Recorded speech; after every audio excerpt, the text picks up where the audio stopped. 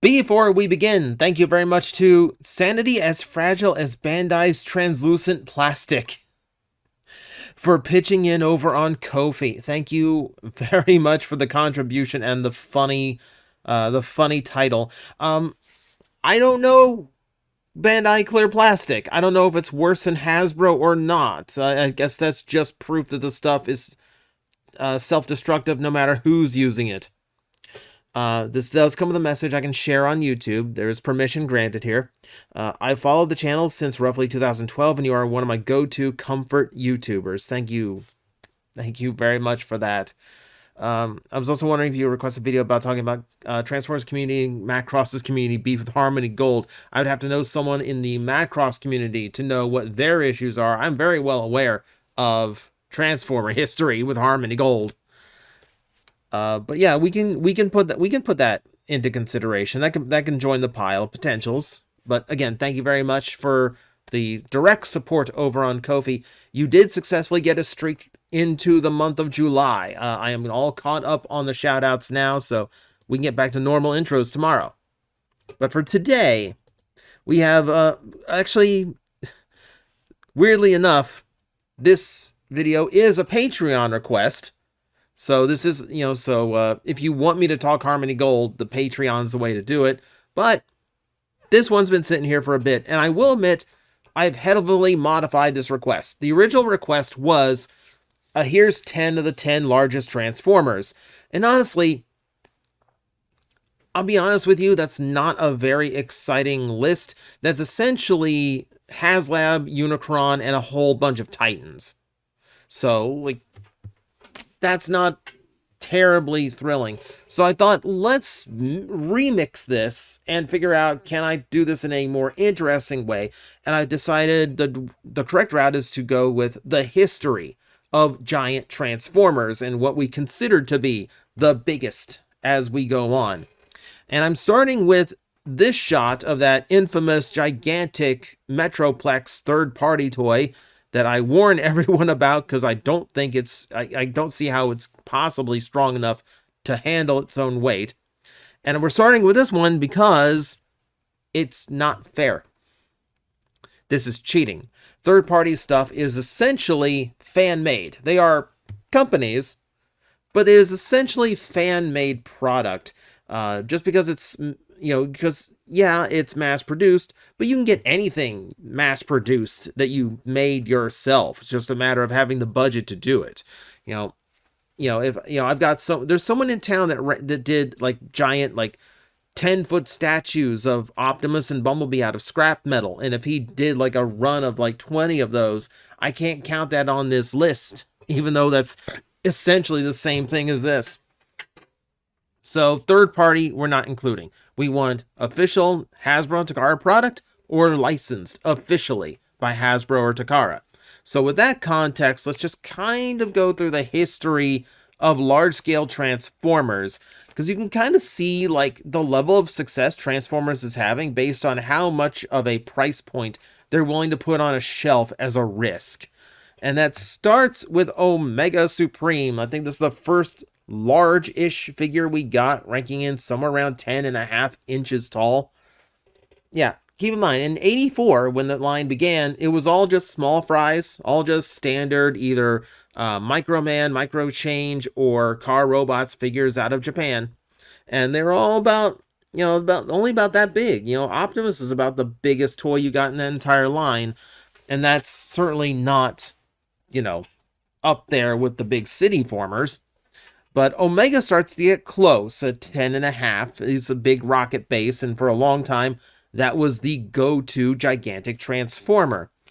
Fast forward 2 years, and we get something in a whole other league. We skip past Metroplex and Trypticon, roughly the same size as the big guy here, and we get to, of course, Fortress Maximus. This thing was legendary. When you first got online, in the early days of the internet fandom, and people started talking about, having this Transformer that turned into an entire city, everyone was either filled with nostalgia or deep desire to actually own it. This was a grail for so many people, and still is to this day. especially to find one complete, because there's a ton of little parts to this toy. But the toy itself is impressive. At 2 feet tall and being a massive block of plastic, it is solid, heavy, and gigantic. Appropriately gigantic as a toy. This thing holds the record for a whole long time. I think somewhere, man, like somewhere in the neighborhood of like 20 years. This thing's or at least very close to that, because you're going from the 80s all the way into like the 2010s. So maybe like 30 years of this franchise? Yeah, like close to 30 years. Wow. Point being, this guy was at a point where Transformers just couldn't seem to do any wrong. They were just the hottest toy brand that anyone had ever seen at the time, but this is also like the start of its decline. We didn't get any big figures after this, City Former or otherwise. It just started. You could see where the franchise was starting to hit a lull. Now, technically, this is not the biggest for 30 plus years, or not 30 plus, but roughly 30. I'm not doing the exact math right now, because in Japan we had the Grand Maximus, which comes with the sword the US version didn't get. And it also comes with a Pretender shell that was completely exclusive to this set.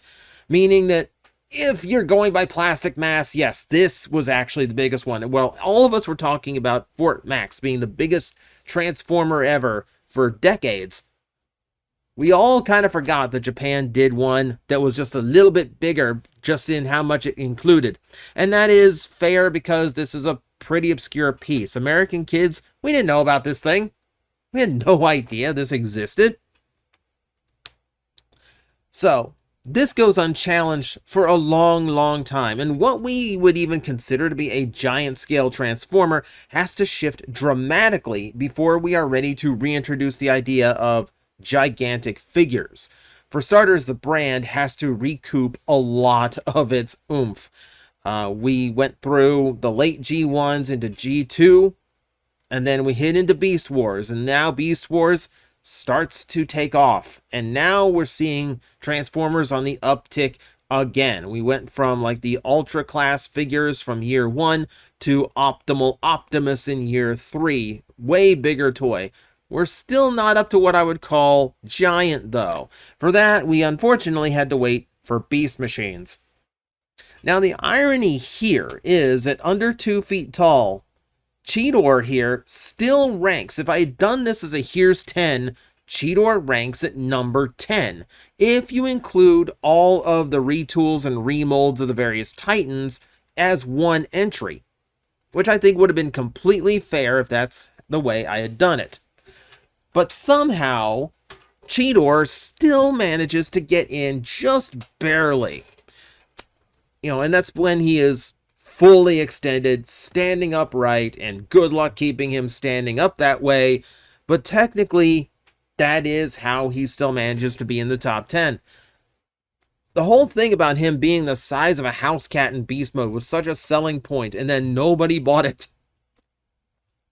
Because as it turned out, it was a rickety mess that couldn't even stand upright. And yeah, not a great design to sell people on the idea of such a big figure. I'll say it every time. I remember when Amazon was clearancing these things off for $10 shipped, because they were selling so badly and taking up so much warehouse space. They just had to shovel them out as fast as possible. Yeah, so this is still noteworthy, and it was the start of showing that the brand had recovered enough that Hasbro was willing to put out gigantic figures again. They would have done it again with Air Attack Optimus Primal, except this toy did so badly, that one got shoved off into the next series. So that didn't happen the way they expected it to. But still, they're undaunted. An $80, they're still determined to do a $50 figure, or higher than that. They try to import the Brave Maximus toy as a... I was going to say FYE. That's not right. What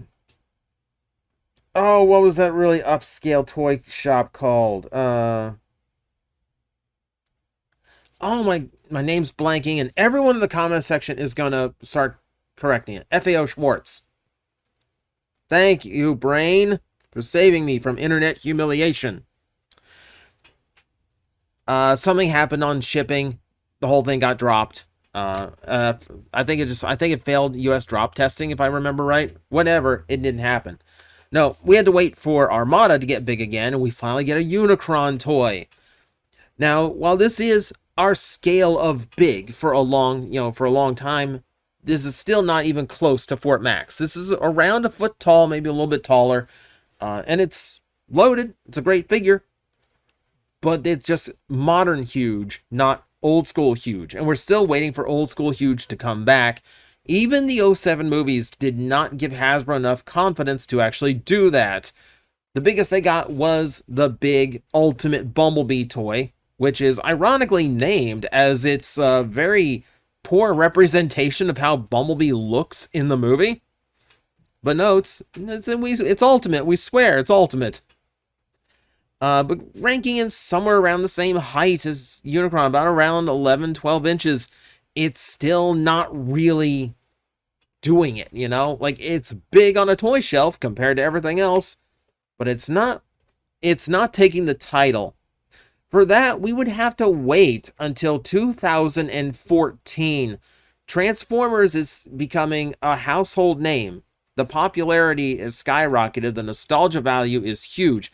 You know, at this point where the brand has never been bigger than it is in that moment, where the TV shows are banging, the movies are billion-dollar blockbusters, and the toy lines are ample. We're serving up things for the current toy show, toy series or movie, or we're doing things for collectors at the same time. Golden opportunity to actually go back to that 24-inch mark. We get the new Metroplex. We get a new standard of huge. Now, keep in mind, this is still just at the 24-inch size. For whatever reason, that's just that golden point for Hasbro, where they did not want to produce anything bigger than the G1 Fortress Maximus. And I'm not entirely sure why that is. You know, it's a little bit of a weird thing, like, because I feel like they could have. They absolutely could have gotten away with just saying, like, well, now it's 25-inch. Now we have a new biggest Transformer of all time. And honestly, if you take plastic mass into this, it's going to be debatable which it is. Because, this one is definitely much wider and bulkier, but it's also more hollowed out. So I would have to take a weight scale to both my G1 Fort Max and this one in order to determine which one is actually the biggest. But if we're going by pure height at the head, 24 inches. And that's pretty much how it maintained. Even when a brand new Fortress Maximus was made, it was still 24 inches tall, and Hasbro didn't feel the need to just bump it up that extra inch so it could reclaim that crown of being the biggest that had been, to that point, just the mark. Like, that was just the thing in the fandom. G1 Fortress Maximus was the biggest toy ever, and somehow that was sacred enough to stand for decades, and even Hasbro would not push the envelope just 1 inch more in order to break that.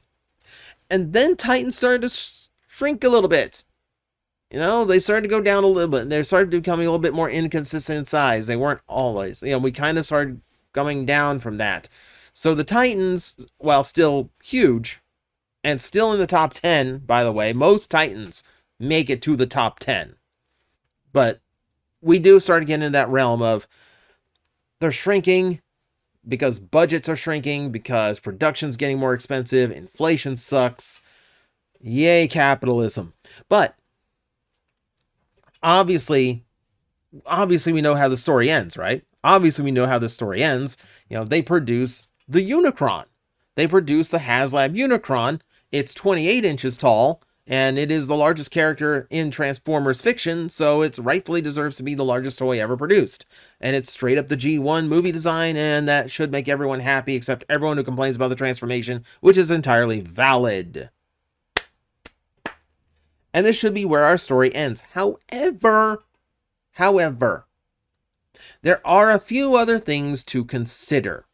We have things like the large-scale action figures, because, yeah, technically, these are toys. You can move them, you can play with them, you can pose them. They count as toys. They don't transform, but if they're officially licensed to another company, like YOLO Park in this case, that's fair game. And yeah, like, this is 24 inches tall without the gigantic display base. I have had this in person. I've handled it in person. I've had it in the shop, actually. And unfortunately, I hate the fact that the footage that I filmed for this got lost. Because I'm really upset that I didn't get to share this toy with you guys. But yeah, it's a magnificent piece. And if we're going by weight, it's definitely heavier than Fort Max. I think it might be heavier than Unicron because it's a lot of die-cast. But still, it doesn't meet the height. We're going for height requirements here, not weight requirements. Now, we can get taller.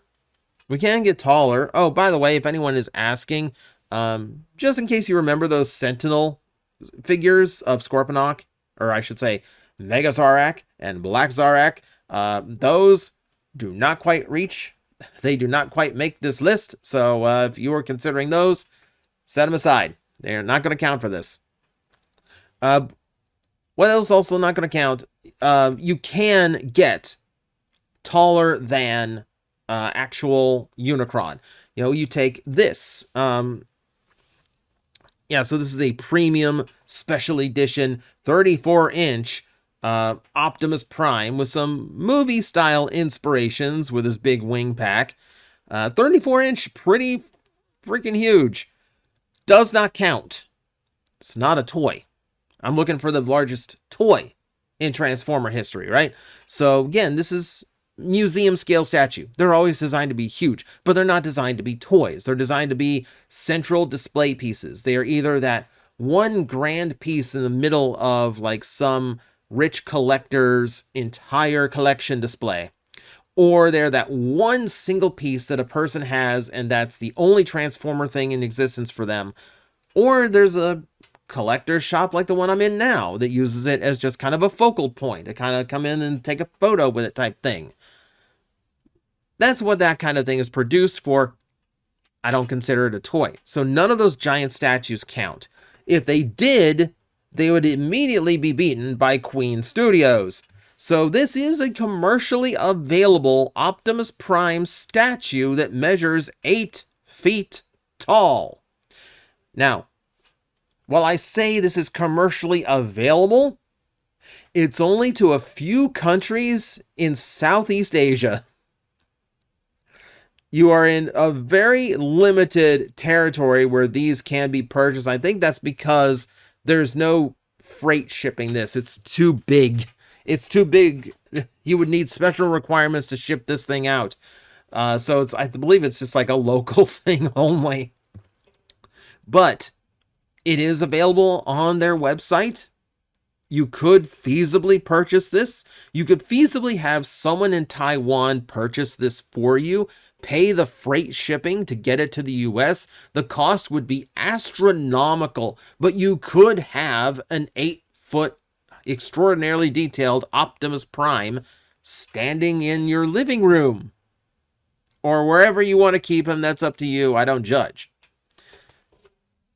But again, we're not counting statues because statues are way too easy to make big. No, at the very minimum, I'm looking for something that is playable, something that I can pose or potentially have some kind of toyetic style and design to it. So there is one. There's one that I can think of, and it is the Agora Optimus Prime model kit. Now, automatically, model kit, that is a toy. Now, this is one of those monthly, like, we'll mail you a box of this kit type arrangements to where, like, you can buy the kit 1 month at a time for, like, 24 months, 12 months, 6 months, depending on how much you want to spend up front. If you want to just buy the entire model kit straight up, they will sell you the entire model kit straight up. It is a lot of die cast. You know, it is a big metal statue, but it is a model kit. It is posable. That's the most important thing. I just called it a statue, and that's an error on my part. No, this thing This thing has full range of articulation like any other action figure, like any other good model kit. This thing is fully playable. It doesn't transform, but that doesn't not make it a toy. And it's officially licensed, and at 31 inches tall, yes, it does manage to dwarf even HasLab Unicron.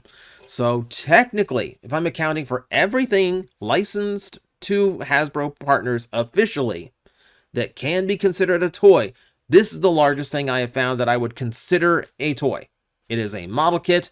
It is 31 inches tall. It is the biggest toy transformer that I have found anywhere by official means. So, yeah, kind of surprised to me. HasLab Unicron, I expected to just be the winner here. And if you want a transforming transformer produced directly by Hasbro and Takara, it is. But this thing exists. So, that's it. That's your quick little history of what the largest Transformers available were and what is currently the largest of the Transformers. Depending on what your definition of like a real Transformer is, it's one or the other. I'll let you take your pick. So, that's what I got for you today. I hope that satisfies. I know it's not a top 10, but I thought this was a more interesting approach to doing this. Either way, I hope everyone enjoyed. And as always, I will see you next time.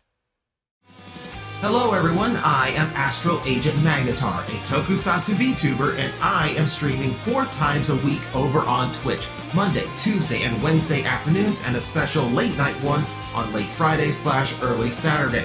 So come watch, come hang out, and let's make an impact together.